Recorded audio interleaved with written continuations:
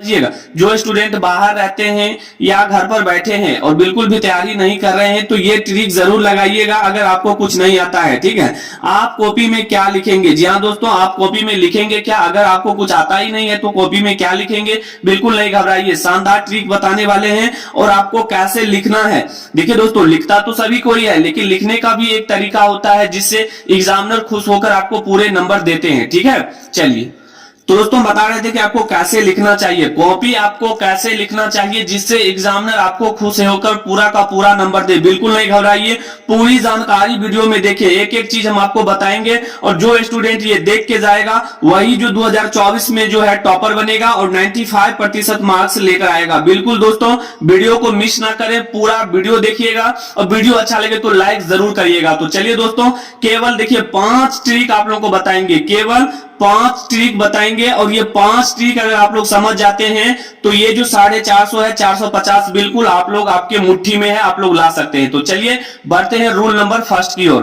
दोस्तों rule number first आपके सामने लिखा हुआ है कि सबसे पहले आप एग्जाम हॉल में काला और नीला पेन लेकर जाए। जी हाँ दोस्तों, कभी कभी स्टूडेंट क्या करते हैं, यहां पर मिस कर देते हैं, या तो काला पेन ही लेकर जाते हैं या तो नीला पेन लेकर जाते हैं। लेकिन आप लोग ध्यान रखिएगा, जैसे ही आप लोग एग्जाम हॉल में जाइएगा 2 पेन लेकर जाइएगा, 2 पेन, एक काला वाला पेन होना चाहिए, ठीक है, और दूसरा नीला पेन होना चाहिए। अब इससे होता क्या है हम सारा चीज आपको आगे बताएंगे।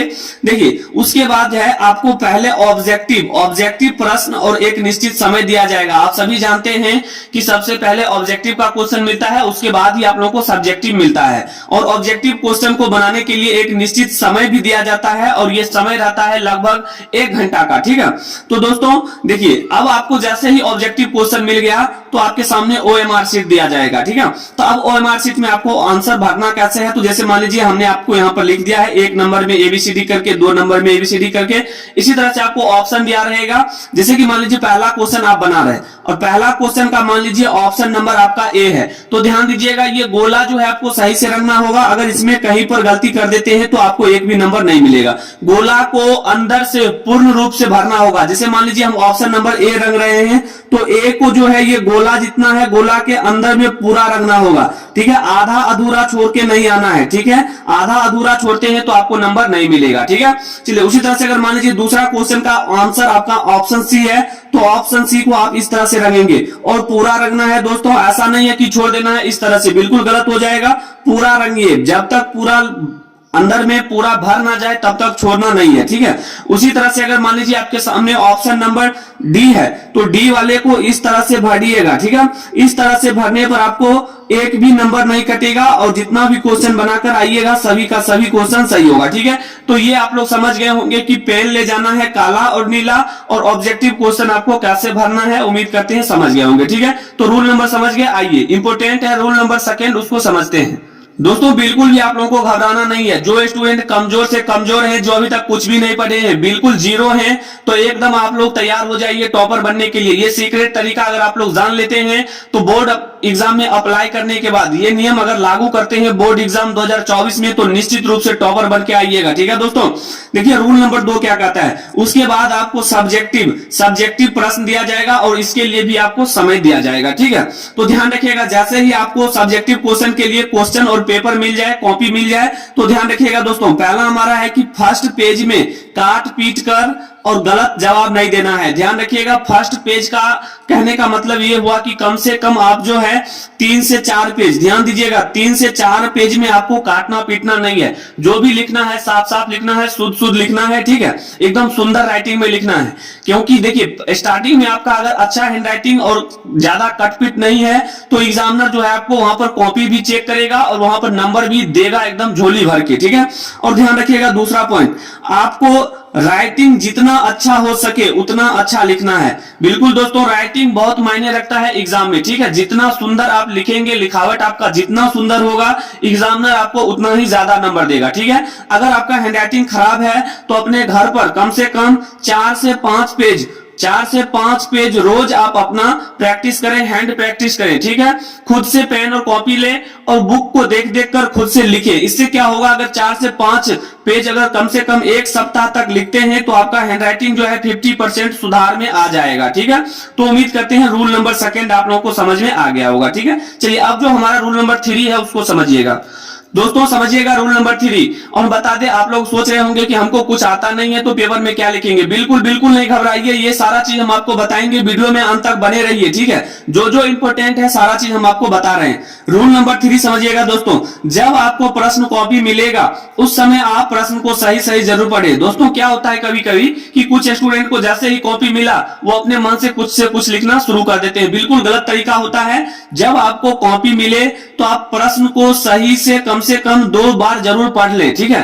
क्योंकि जैसे ही प्रश्न को आप पढ़िएगा तो वो जो क्वेश्चन है आपके माइंड में सेट हो जाएगा, ठीक है। तो प्रश्न पढ़ना बहुत जरूरी है, बिना पढ़े आपको उसमें लिखना नहीं है। प्रश्न को 2 से 3 बार जरूर पढ़ लें। उसके बाद ध्यान दीजिएगा, कॉपी लिखते समय आप उसमें गलत शब्द, गाना हो गया, गाली हो गया, कसम हो गया, रुपए पैसे, ये सभी चीज आपको बिल्कुल भी नहीं करना है। और ध्यान दीजिएगा, अगर ये सारा चीज अगर लिख के आते हैं तो फेल होने से कोई नहीं रोक सकता है। दोस्तों ध्यान दीजिएगा, आप जो सोच रहे होंगे कि हम यहाँ पर गाना लिख के आ गए हैं, एग्जामिनर को समझ में नहीं आएगा, हमको नंबर दे देगा, तो बिल्कुल गलत सोच रहे हैं। 0 नंबर 0/0 मिलेगा, ध्यान रखिएगा, ठीक है।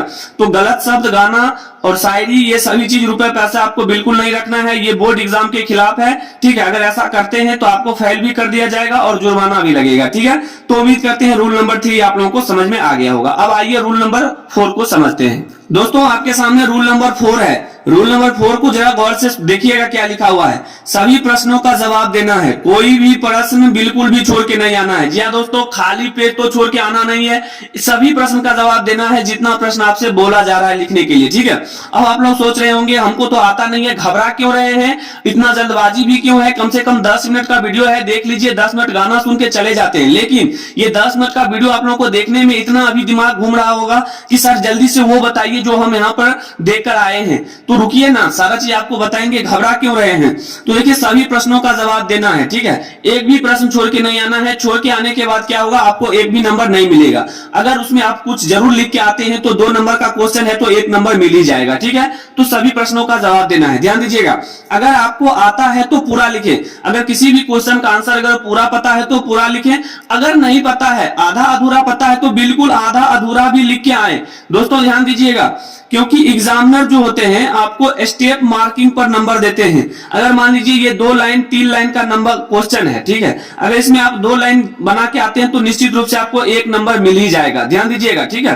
क्योंकि वहां पर आपका स्टेप मार्किंग होता है और स्टेप मार्किंग में आप लिखकर आते हैं तो निश्चित रूप से वहां पर नंबर मिलेगा। और मेन देखिए यहाँ पर क्या है, अगर आपको कोई प्रश्न नहीं आता है तो क्या करें। और यही चीज आप लोग देखने के लिए, सुनने के लिए बहुत देर से बेकाबू होंगे, ठीक है। तो ये हमारा जो आएगा रूल नंबर 5, उसमें हम आपको बताएंगे, ठीक है। तो उम्मीद करते हैं कि रूल नंबर 4 आप लोगों को समझ में आ गया होगा। अब आपको बताएंगे कि अगर कोई प्रश्न आपको नहीं आता है तो वहां पर कौन सा ट्रिक लगाना है और कैसे लगाना है। आइए बढ़ते हैं रूल नंबर 5 की ओर।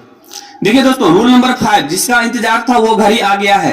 महत्वपूर्ण जानकारी है और ये चीज आप लोगों को 100% लागू करके आना है। अब आपको लिखना कैसे है समझिएगा और जानिए कैसे लिखना है। अगर आपको पेपर में कुछ ना आए तो सबसे पहला हमारा है, देखिए सबसे पहले हमारा है कीवर्ड। क्या होता है कीवर्ड।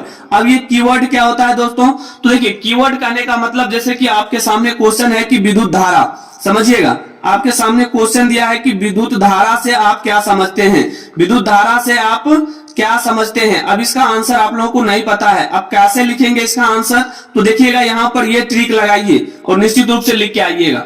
विद्युत धारा हम क्या बताएं,